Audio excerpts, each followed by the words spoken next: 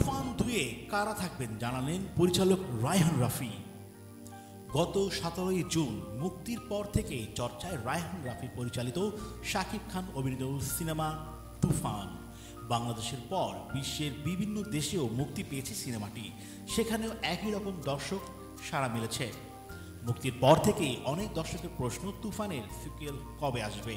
পশ্চিমবঙ্গে দৈনিক আনন্দবাজার পত্রিকার অনলাইন সংস্করণে দেওয়া সাক্ষাৎকারে এই বিষয়ে কথা বলেছেন নির্মাতা। রায়হান রাফি এখন আছেন যুক্তরাষ্ট্র সফরে, সেখান থেকেই তিনি জানান দেশে ফিরেই তুফানের সিকুয়েলের কাজ শুরু করবেন। আপাতত তেমন ভাবনাই রয়েছে। সে অনুযায়ী সিকুয়েলের চিত্রনাট্য নিয়ে চলছে খোসামজা। এবার আরও বড় করে ফিরবে তুফান। তুফানের প্রায় সব অভিনয় শিল্পী থাকবেন তুফান 2-এ। এছাড়া কলকাতার প্রথম সারির আরও তারকাও থাকতে পারেন এই ছবিতে। মিমি চক্রবর্তী। এই প্রসঙ্গে রাফির বক্তব্য, দেখুন, আগের ছবিতে মিমির মৃত্যু দেখানো হয়নি, ফলে এই ছবিতেও তিনি থাকবেন চঞ্চল চৌধুরীও।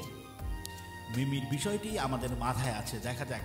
ছবিটি যে সিকুয়েল হচ্ছে এ কথা শুক্রবার নিজেই ইনস্টাগ্রামে ভাগ করে নিয়েছেন মিমি। ছবির সাফল্যও তিনি ছুটির মেজাজে। অভিনেত্রী পাড়ি দিয়েছেন ভারতের উত্তরবঙ্গে জলপাইগুড়িতে, সেই ছবিও ভাগ করে নিয়েছেন সামাজিক মাধ্যমে। এদিকে নতুন খবর, আগামী 28 জুলাই মালয়েশিয়ায় মুক্তি পাবে তুফান। গতকাল ছবিটির আন্তর্জাতিক পরিবেশক সংস্থা SBF এর এক ফেসবুক পোস্টে এই খবর জানানো হয়েছে। তো দর্শক, তুফানের সিকুয়েল আসতে যাচ্ছে, তার মানে তুফান 2 আসতে যাচ্ছে। এই খবর শুনে আপনাদের কেমন লাগলো অবশ্যই আমাদের লাইক, কমেন্ট, শেয়ার এবং আপনাদের মতামত জানিয়ে আমাদের সাথে থাকুন এবং স্বদেশ টিভি চ্যানেলটি সাবস্ক্রাইব করতে ভুলবেন না।